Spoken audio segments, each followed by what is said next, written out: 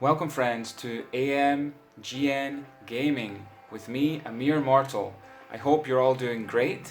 Let's see what's going on in the world of gaming. Well, today we're going to dive in with my E3 2019 highlights, my impressions, and also some speculation.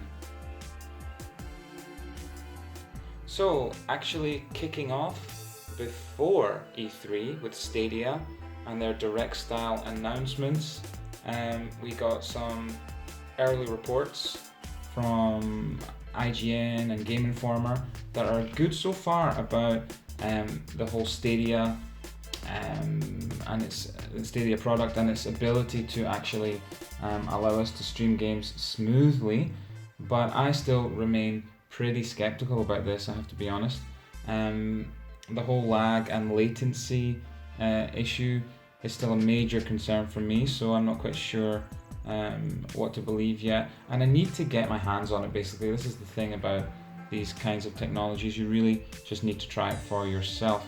But there are some positive reports coming out, but the only problem with them is that the consistency with these reports is that they were all done in a controlled environment. So obviously if you've got a wired internet connection in a controlled environment, for all we know the server could be behind a wall somewhere in E3 or something. Well, not E3, but in a closed event of some sort.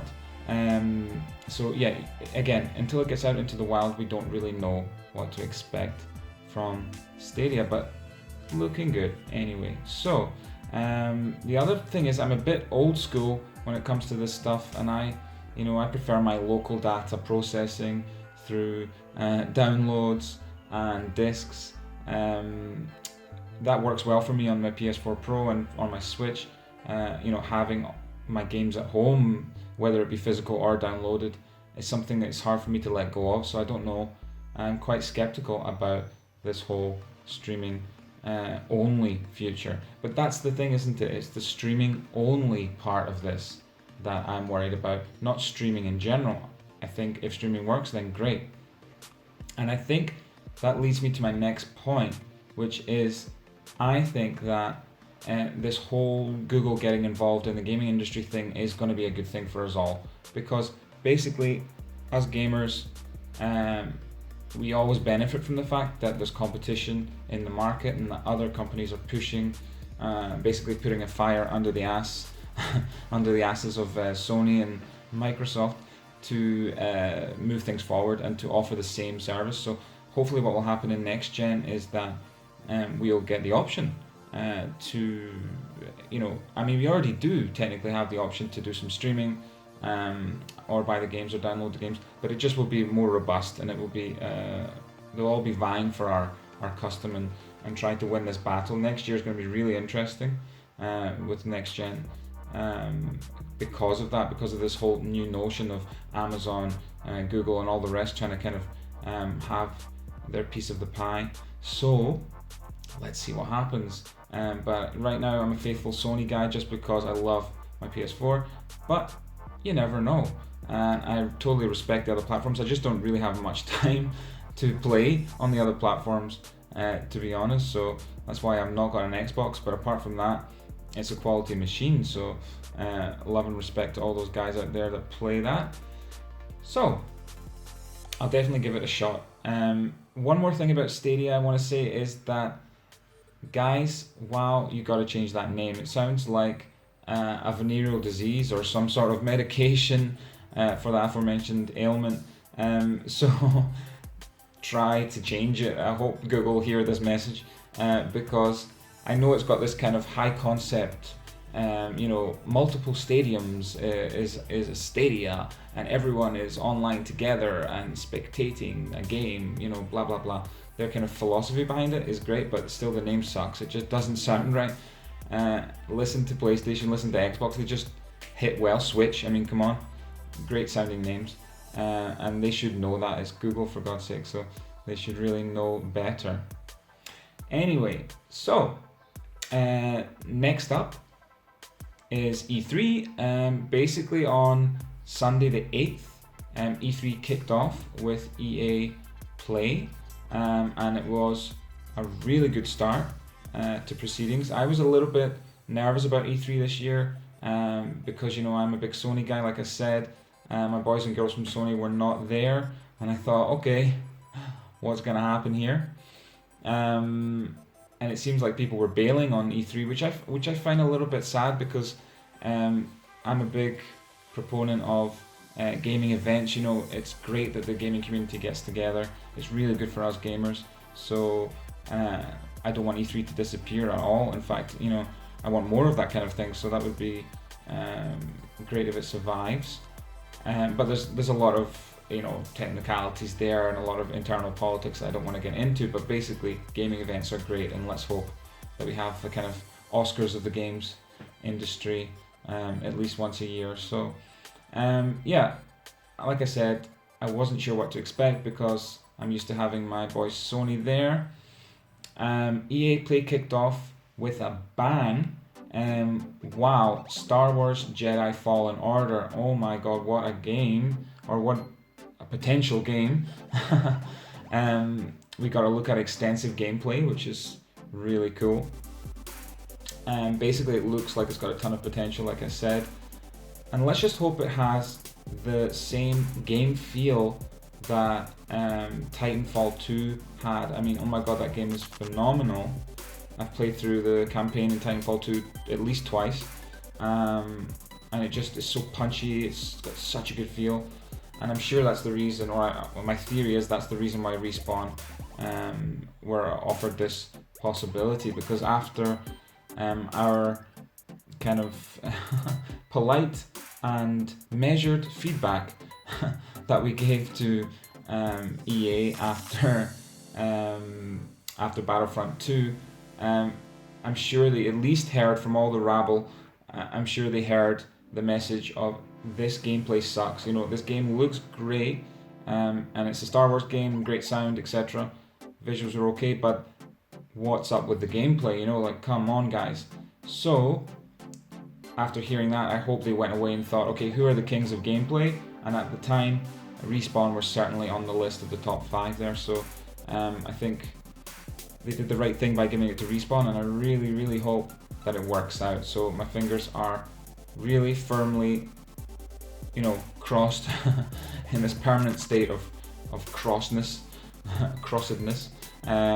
to hoping and wishing that this Star Wars game is going to work out, because, you know, I love Star Wars like many of us do, and I want this to be a great thing. So let's hope. Also on top of that, you know, the whole notion of the Titanfall 2 developers getting Star Wars, I find it quite funny, because one of the main things that most of us notice when we play Titanfall 2 is that the Vanguard are are basically stormtroopers spray painted green. You know, so it was kind of like either a not so subtle hint, or like, you know, it was kind of in the stars that they got this game, because Star Wars certainly had a heavy influence on Titanfall anyway. So it's good that it's worked out. They can change the color of their Vanguard now to the proper white stormtroopers and give us a licensed game, so that's cool. But yeah, just go back to Star Wars Jedi Fallen Order. Man, it's ticking so many boxes for me so far. I mean, it's Star Wars. It's got lightsabers. You know, the nitty gritty is that it's a really good mix, by the looks of things, of stealth and full-on action. So you can kind of take different approaches to each scene. They're promising multiple planets and multiple locations. That little droid companion, BD1, he looks so cool. This little BD1 guy running around, and he's got different abilities. He can help you basically open doors and all sorts of more spectacular things, I think, so from what I've seen so far. There's also a lot of dynamic enemy types which look really cool, and you know, one of the famous things about Star Wars, also sound design, you know, and the sound sounded great, and I hope they hold up that standard. I'm sure they will, because, you know, that's one of the great things about Star Wars, amongst the million others. So yes, I hope we go to Tatooine as well. Oh my goodness, that would be so good. Anyway, like I said, fingers are firmly slammed in this crossed position. So after that, we saw FIFA 20 adding its pretty fleshed out mode called Volta, and it's got a lot of potential because it's going back to the roots. I think it was FIFA 2015, if I remember rightly, that kind of had street football elements to it as well, but this is a lot more fleshed out, like I said, and it's flashy. It's got this kind of full of tricks, and like it could clearly go viral. If you could take little clips from it and show them online and show people like these crazy tricks that you're doing. I wouldn't be surprised if they added like backflips and spins and all sorts of things. But yeah, it's got potential for being something really, really cool and vibrant, and adding a bit of color to the game of football or soccer or whatever you want to call it. So I'm looking forward to that. I mean, I'm a big fan of FIFA 19, and I really enjoyed the campaign. It was a bit controversial, but I really, really enjoyed it. I wonder if they'll flesh that out and they'll add some more to that story as well. That would be really cool. The journey was fantastic. So let's see what happens. Fingers crossed again.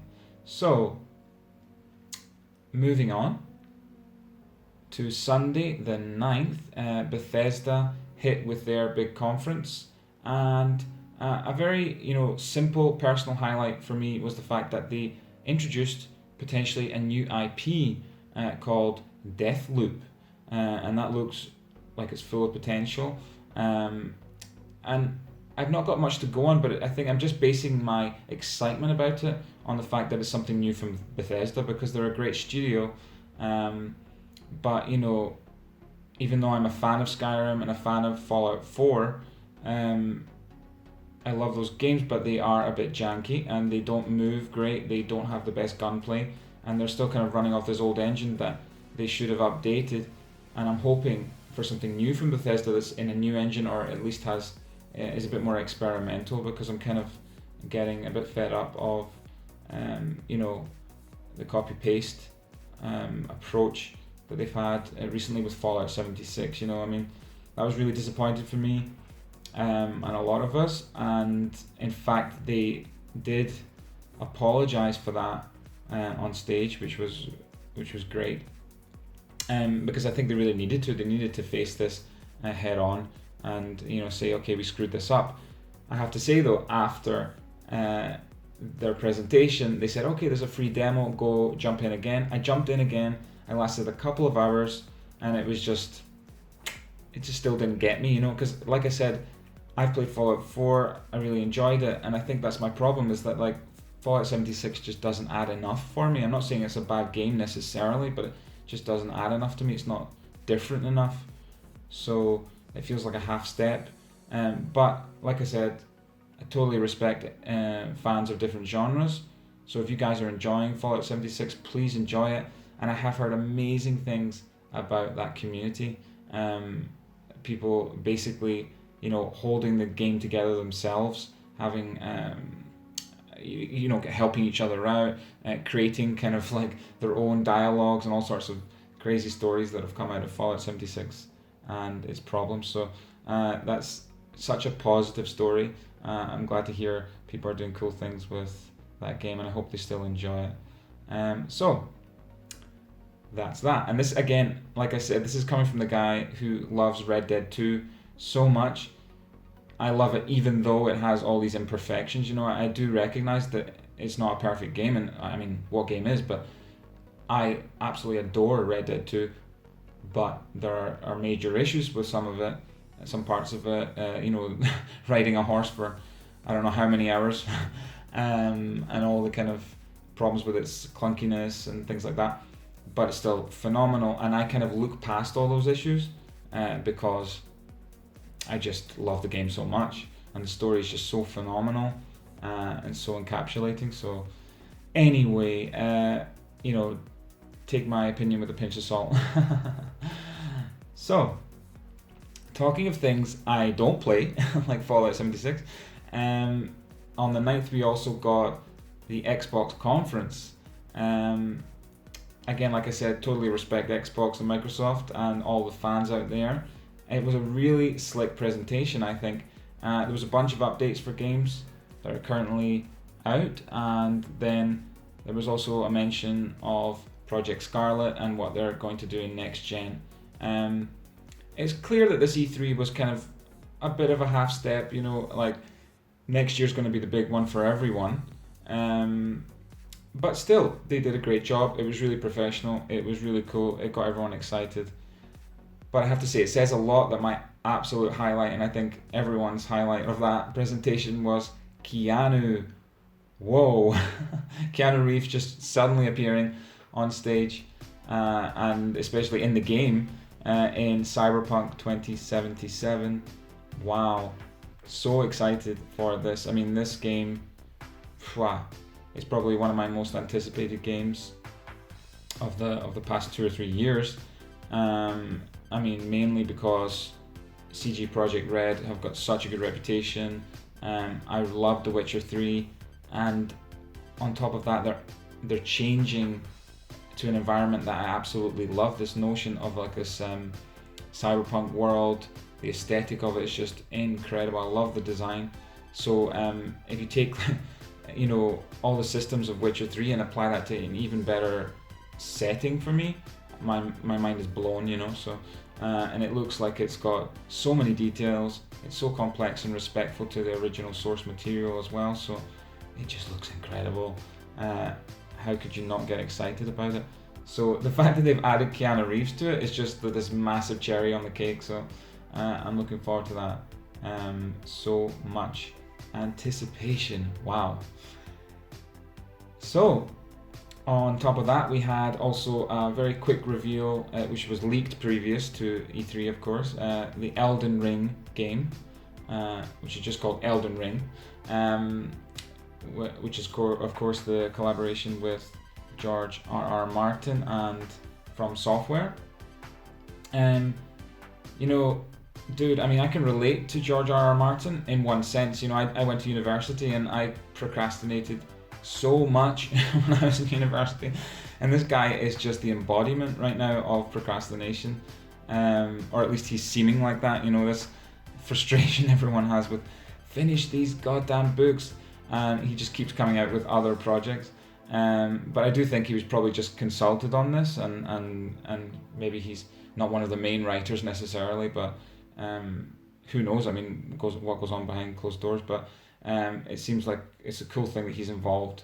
I'm a bit of a softie when it comes to From Software games though, and I kind of hope that they release an easier game. It looks really cool. It's a controversial opinion, I know, but my ass got severely kicked by Bloodborne and Dark Souls, and then Sekiro, of course. So I want something a bit easier, or at least a bit more accessible, but I know that's a big debate right now, so I won't go into that too much. So that was that for the 9th.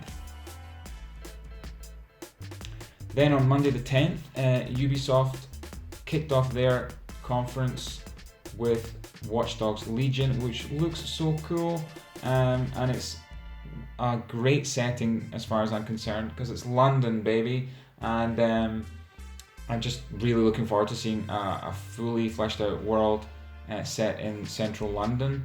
They really did it justice in the trailer, or in the gameplay section, sorry, because it was in a British pub, and then you had like Piccadilly Circus. It wasn't too tropey, but it was also kind of respectful of the culture. And then you have these like real Londoner accents and like really varied accents as well. I just loved it. I really thought it was an unusual experience for me, because I'm so used to playing and not even noticing that I'm playing games that are mainly based in American settings, I suppose, and you don't really think about it too much, but then when you hear something that's just like set purely in London, it just clicks with you and you think, whoa, that's really cool. It's got so much personality. So I'm sure people from all over the world will enjoy that element of it. It looks like it's got powerful cultural elements. I would say there was a big drawback for me at E3 about this though. The gameplay looked awesome, but the way it was presented just kind of wrecked it for me because it was so exaggerated. I know E3 is just full of bravado and exaggeration, but this was just the quintessential example of like the over the top exaggeration at E3, coming out and saying, you know, you can play as anyone, you know, like literally saying that is ridiculous. I mean, we know that that's not going to be possible. Come on, guys. I mean, you can't just play as any NPC in a game. In the way that they're describing it, yes, you probably can play as anyone you actually see, but that implied that the way they presented it implied that like every NPC was going to have, you know, like their own personalized missions and their own original dialogue, which is nonsense because there's just no way there would be enough time to. It's not about technology, it's just the time. It would take too long to create a game like that unless there's 20 or 30 NPCs, which become PCs, as we keep joking about. You know, they're not NPCs anymore if you play them. So, long story short, it transpired that after some behind closed doors demos, especially Game Informer came out with a report about it, saying that when they got down to the nitty gritty of this game, what they really should have said was that there are about 20 archetypes that you can play as, and then they have this like way of changing, like modulating voices and kind of like, you know, changing things about, which is fine. And if they'd said that in the presentation, it would have been better, but whatever, who cares? In the end, we're still going to get a Watch Dogs 3 with about 20 odd versions of characters you can play, which is more than enough, and I'm really excited about it. It looks super cool, and the killer granny old lady person looks really cool as well, so it looks like fun. And I love Watch Dogs 2, so they've already kind of got me there, so all good. Then also they had this kind of exciting looking game, Gods and Monsters, Gods and Monsters, from the dev team that created Assassin's Creed Odyssey, which is a really exciting thing for me because I love Assassin's Creed Odyssey. And it kind of looked like it had the aesthetic, or at least the world was similar to Breath of the Wild. But the only issue I had was the trailer was really cool up to the point where they showed the protagonist's face, and I was so disappointed to see that she had kind of anime style eyes. And you know, I love my anime, and it has a certain kind of place in my heart, but I think that it doesn't mix very well with what they were trying to present. So like, I don't know if it's going to have a completely anime style of the game itself, or it's just going to have like elements of that. And maybe it was just the way I interpreted the trailer, but that was a little bit disappointing for me. I kind of wanted it to be a different graphical style, different character design, but who knows what it'll end up being like. And again, like I said, if it's those developers, and it's a cool setting, and it's also all about ancient mythology, which is awesome. So yeah, that should be cool. Then we had Ghost Recon Breakpoint, of course, which looks darn good. The gameplay looks awesome, and you know, the original didn't really do it for me, but this one looks pretty damn good. There is one thing they're trying to sell to us, which is this whole damage system, where if you know, get major damage, maybe you break a bone or something, you can heal, but then you're not fully healed and you still have to limp around and things like that.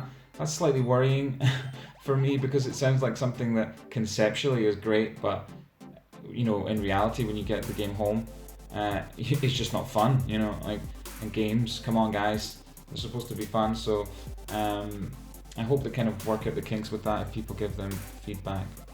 That was that.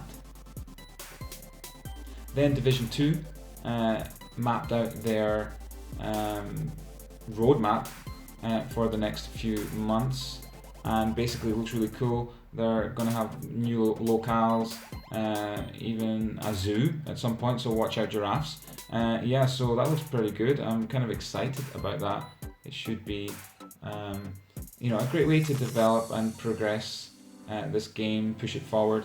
And I'm glad that more and more studios are doing this now. You know, they're really supporting their games after release, and I hope that's kind of consistently, it's going to be a consistent pattern in the future. So let's hope that that is the future of gaming, you know, constantly updating and making these games better and better.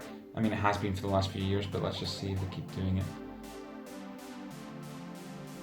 So after that, we had Square Enix.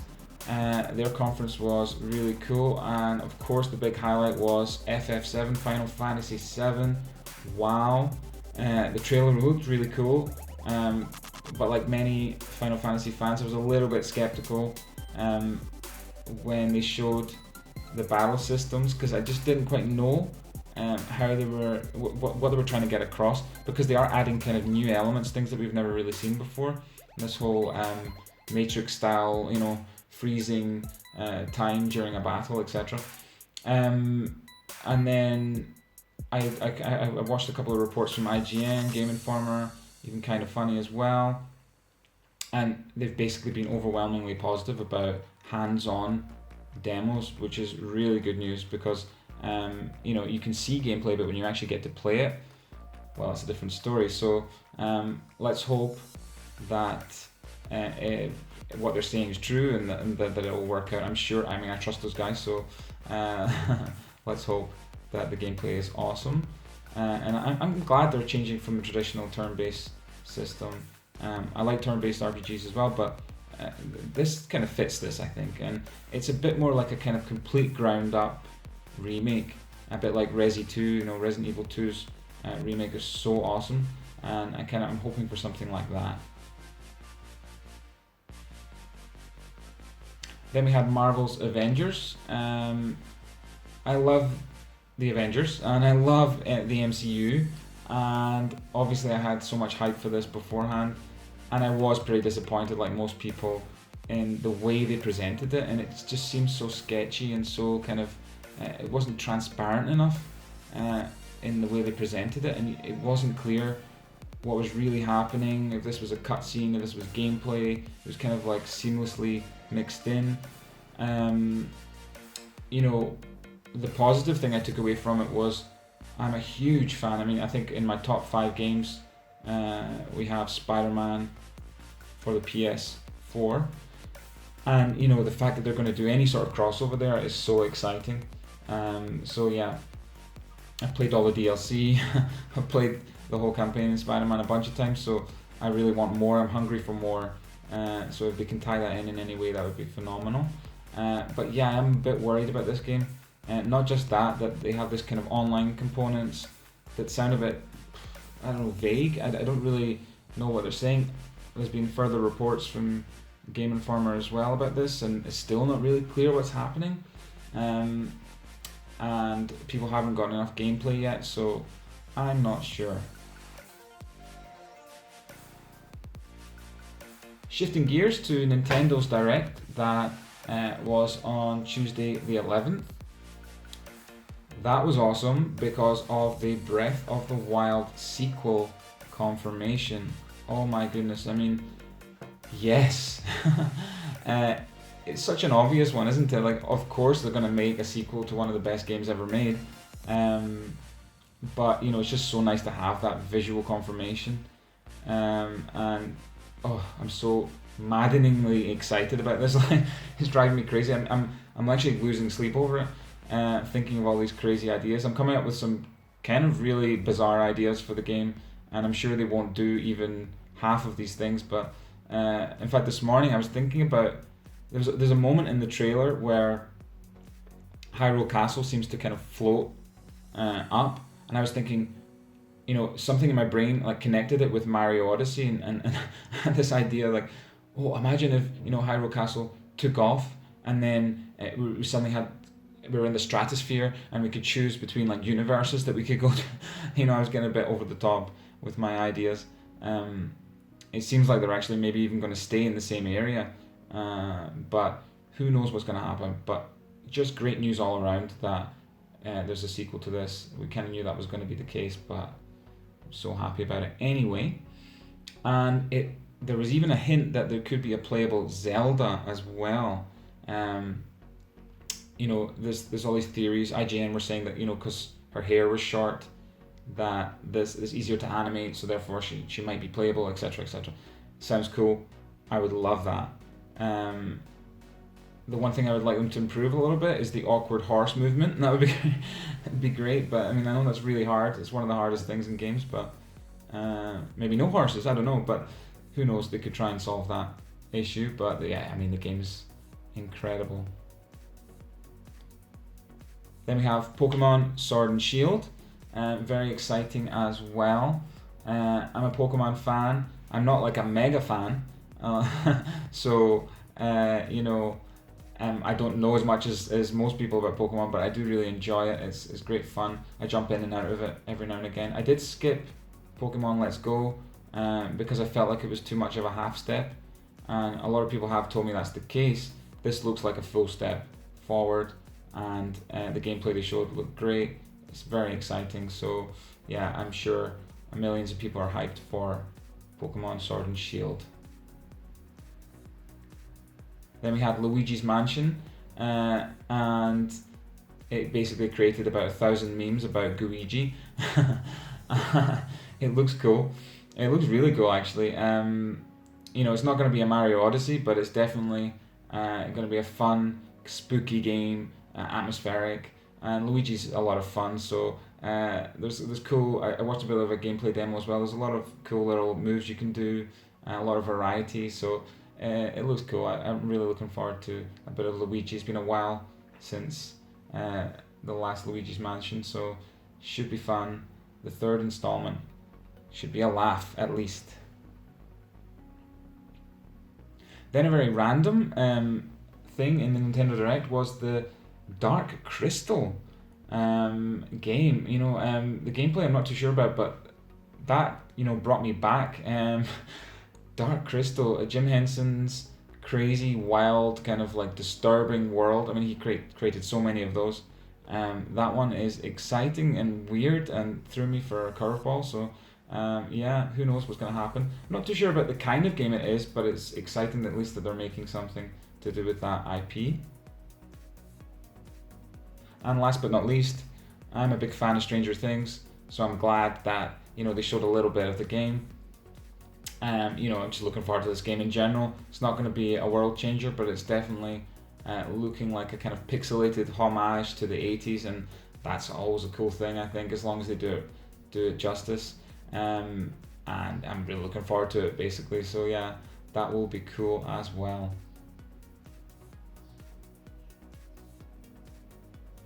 So now it's time for me to announce the best in showcase. Drum roll. Yeah, so Sony actually, in my opinion, my humble opinion, were the best at E3 this year. In all seriousness, I mean, they did make a great decision to not turn up because, if they didn't have much to show, it would have been a complete waste and it would have been so disappointing. So, it is frustrating when you hear that. Like, even a year in advance, you think, I can't believe they're not going to E3. This is going to be crazy. I hope more people don't pull out. Luckily, that didn't happen, and it was just kind of like a break for them. I think they'll be back next year, and they've got other plans as well. But I think it was a smart choice.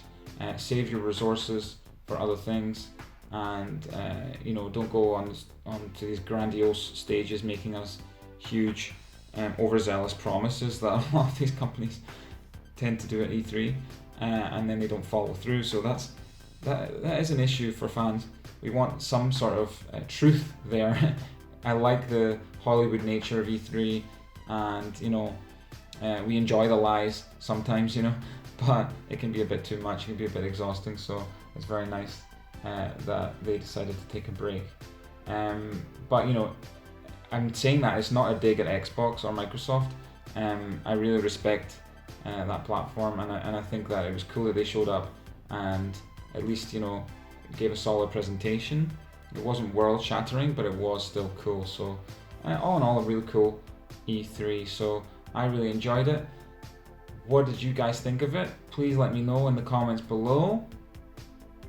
Thank you guys. Well, thanks so much for watching, guys. Don't forget to follow me on Twitter. That's AmeerMortal Man. AmeerMortal followed by MAN. And if you guys could help me out in any way, big or small, on Patreon, that's patreon.com/AmeerMortal. That would be great. I would really appreciate it. I'm a fan like some of you guys out there, and I'm looking to build my channel, so that would help me a lot. Thanks, guys. Remember to like, share, and subscribe, and leave a comment below. What were your 2019 E3 highlights?